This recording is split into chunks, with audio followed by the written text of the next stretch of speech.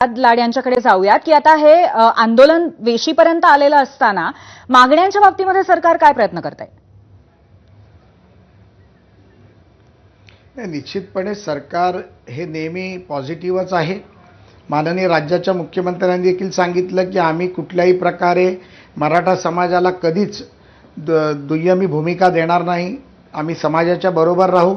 त्यामुळे तात्काळ समिती गठीत करून त्यांच्याशी चर्चा करण्याची मागणी आम्ही केली. पण काही गोष्टी आपण लक्षात घेतल्या पाहिजेत. तानोडे साहेब देखील इथे आहेत, आमच्या छावा संघटनेचे अध्यक्ष आमचे मित्र देखील इकडे आहेत. काही गोष्टीला कायद्याची चौकटी आहे. आम्ही उद्या दिलं ज्या पद्धतीमध्ये ते ह्याच्या अगोदर पण हे आरक्षण दिलं गेलं होतं आणि ते आरक्षण सुप्रीम कोर्टात टिकलं नव्हतं. आपण एक गोष्ट विचार करा, ज्या वेळेला माननीय देवेंद्रजीने हे आरक्षण दिलं त्या आरक्षणाला सुप्रीम कोर्टात हायकोर्टात चॅलेंज केलं गेलं. त्या हायकोर्टाचं पर्सेंटेज कमी झालं पण त्या हायकोर्टातनं ते बाधित केलं गेलं नाही. आपण ही गोष्ट भूमिका राज्यासमोर माननीय मुख्यमंत्र्यांची मांडली पाहिजे की माननीय मुख्यमंत्र्याचा सातत्याने प्रयत्न आहे की आम्ही जे देऊ ते फर्म देऊ, ठोस देऊ.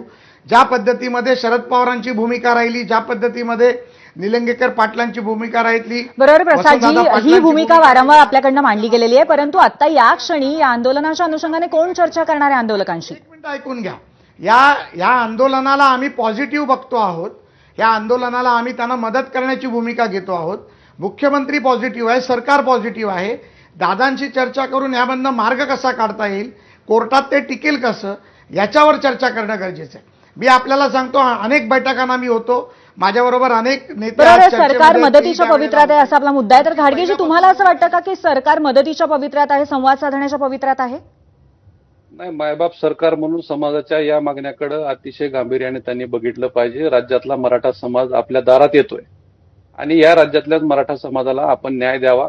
जर मराठा समाज कुणबी नाही असं तुम्ही म्हणताय किंवा ओबीसी मध्ये त्यांना मिळू शकत नाही असं म्हणताय, मग 57 लाख नोंदी हुडकून देण्याचं काम तत्कालीन मुख्यमंत्र्यांच्या काळात झालेलं आहे. अनेक पोरांना कुणबी सर्टिफिकेट मिळालेले आहेत. तुमची शिंदे समिती त्यावेळेस तुम्ही स्थापन केलेली त्या समितीनं त्या ठिकाणी राज्यभर काम केलेलं आहे. 57 लाख नोंदी सापडल्या. नोंदीच्या आधारावरती अनेक विद्यार्थ्यांचे त्या ठिकाणी ओबीसी म्हणून आमच्या लोकांचे ऍडमिशन झाले. अनेक लोकांच्या पुन्हा व्हॅलिडिटी तुम्ही थांबवल्या. अशा पद्धतीने चुकीच्या पद्धतीने कशासाठी करताय? आमचं म्हणणं एवढंच आहे की आमचा अधिकार आहे. तत्कालीन मुख्यमंत्री असं म्हणता, जो संकेत अर्थाचा एकनाथ शिंदे यांच्या दृष्टीने असतो, परंतु त्यांनी त्याची अंमलबजावणी का नाही केली, याबद्दल तुम्ही कधी संवाद साधलाय त्यांच्याशी? नाही, आम्ही तेच म्हणतोय. मग आमची त्या वाशीमध्ये फसवणूक झाली का? आम्ही विश्वास ठेवला, अधिसूचना काढल्याच्या नंतर सगळ्या सोयऱ्यांची अंमलबजावणी झाली पाहिजे. मुळात त्यांचं नाव सुद्धा घेत नाही तत्कालीन मुख्यमंत्री असं म्हणतात. का बरं? एकनाथ शिंदे साहेब म्हणतो मी, एक लक्षात घ्या, एकनाथ शिंदे साहेबांच्या काळामध्ये ज्या गोष्टी घडल्या त्याची अंमलबजावणी करा हेच आम्ही म्हणतोय ना आज. त्यावेळेस पण तेच बोललेलो आहे. त्याच्यानंतर 1.5 वर्ष 6 महिन्यांचं आंदोलन चाललेलं आहे. शिंदे साहेबांनी केली असं तुम्हाला म्हणायचं आहे का कुठेतरी?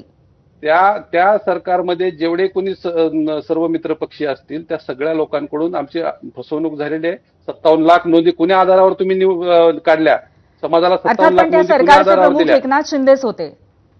नक्कीच, कारण तुमची जबाबदारी. आज जसं आम्ही देवेंद्र फडणवीस साहेबांना मी प्रश्न विचारतो त्या पद्धतीने आम्ही त्यावेळेस त्यांनाही विचारला होता. आज राज्याचे प्रमुख आहेत, राज्याचे पालक आहेत. नंतर तुम्ही कधी चर्चा केलीत का त्यांच्याशी? नक्कीच, वारंवार आमच्या चर्चा झालेल्या आहेत. मनोजदादांच्या नेतृत्वाखाली शिष्टमंडळांनी चर्चा केल्या. त्यावेळेस आताचे मंत्री, त्यांचे सामाजिक न्याय मंत्री, त्यांनाही सुद्धा मनोजदादांनी सांगितलं की बाबा व्हॅलिडिटी रोखल्या जातात राज्यातल्या आमच्या पोरांच्या. आणि शिंदे समितीनं काम बंद केलेलं आहे नोंदी सापडण्याचं, नोंदी हुडकण्याचं. ते आमचं म्हणणं आहे आणि नोंदी हुडकून द्या. आता हैदराबाद गॅजेटचा विषय आहे, सातारा संस्थांचा आहे आणि बॉम्बे गॅजेटचा विषय आहे. या 3 विषयावर आज सरकारनं बोलायला पाहिजे आणि सरकारनं त्या गोष्टीवर काम करावं. आमची विनंती आहे की मराठा समाज आता बोटावर मोजण्या इतका राहिलेला आहे त्या ओबीसी मध्ये जायचा. बऱ्यापैकी समाजाला ओबीसी सर्टिफिकेट मिळालेले आहेत. आमच्या आंदोलनाला यश आलेलं आहे आणि थोडक्यासाठी हा विनाकारण वाद नाही झाला पाहिजे. ओबीसी नेत्यांना सुद्धा माझं म्हणणं आहे, जर तुम्हाला वाटते आमच्यात येऊन तुम्ही एवढा बलाढ्य. ठीक आहे घाडगेजी, पुन्हा एकदा प्रसाद लाड यांच्याकडे आपण जाऊया. तर मुख्यमंत्री सातत्याने प्रसादजी म्हणतायत की दोन्ही बाजूला अन्याय होणार नाही, ओबीसींवरती किंवा मराठा यांच्यावर. मग नक्की सोल्युशन काय आहे या प्रश्नावरती? नाही, मी विजयदादाला मी एकच सांगू इच्छितो की विजयदादा, ज्या वेळेला माननीय एकनाथरावजी शिंदेनी त्यांची भूमिका मांडली, तुम्हाला नोटिफिकेशन दिलं, वाशीमध्ये जो तुमचं आंदोलनाला त्यांनी येऊन संबोधित केलं, त्याचा सन्मान ठेवून शिंदे समितीच्या माध्यमातून 56 लाख नोंदी मिळाल्या हे आपण देखील मान्य करता। राहिला प्रश्न हैदराबाद गॅझेटचा, सातारा संस्थानांचा आणि बॉम्बे गॅझेटचा, या विषयावरती सातत्याने आपण आलेल्या शिष्टमंडळाबरोबर लीगल चर्चा देखील अनेक वेळा झाल्या। माझी विनंती दादांना, विजयदादांना नेहमी तीच राहिली आहे की दोन्हीही समाज हे महाराष्ट्रातले समाज आहेत। आज आपण काही एकमेकांविरुद्ध भांडायला उभे राहिलो का? तो नाही। ओबीसी समाजही आमच्याबरोबर आहे, मराठा समाजही आमच्याबरोबर आहे। सातत्याने शिंदे साहेबांनी जी भूमिका घेतली ती तेव्हाची सरकारची भूमिका होती। सरकारच्या भूमिकेला सरकार आजही कटिबद्ध आहे।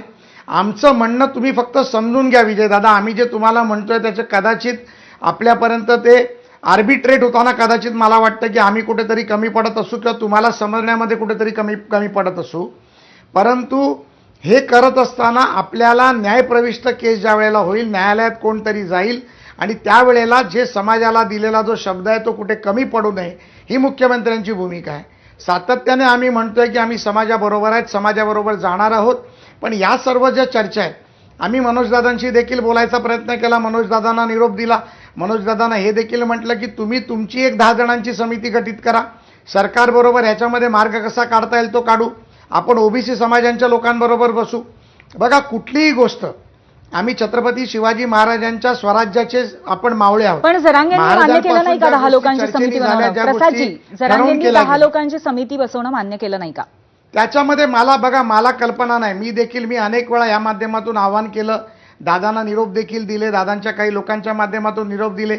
एकदा फक्त माझं दादांशी बोलणं झालं होतं, त्यावेळेला देखील दादा म्हणाले होते की तुम्ही आमच्या आंदोलनाबरोबर या। मी तेव्हा फोनवरती म्हटलं होतं, गंगाधरच्या फोनवरनं फोन होता, मी त्यांना म्हटलं होतं की दादा आम्ही तुमच्याबरोबर यायला तयार आहोत। पण मग फक्त अशी माझी तयारी एवढीच नाहीये का विनंती मनोज आहे जरांगेंची? हे की कुठेतरी दिसतंय का यातनं?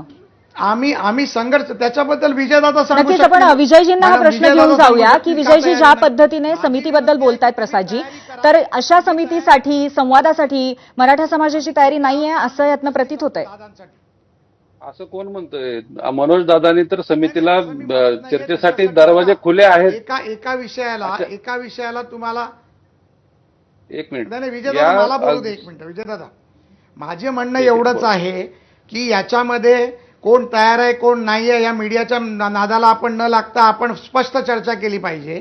माझं म्हणणं एवढंच आहे की याच्यामधनं मार्ग काढला पाहिजे। सरकार पॉझिटिव्ह आहे, सरकारच्या भूमिकेबद्दल आम्ही म्हणतोय। आम्ही तुम्हाला हेही म्हणतोय की सरकार जर कुठे कमी पडलं तर आम्ही तुमच्याबरोबर आहोत, आम्ही छोटे असलो तरी तुमच्याबरोबर आहोत। त्याच्यामुळे कुठेतरी आपण पुढे गेलो पाहिजे आणि पुढे जाऊन हा विषय चर्चेला आणला पाहिजे। विजयजी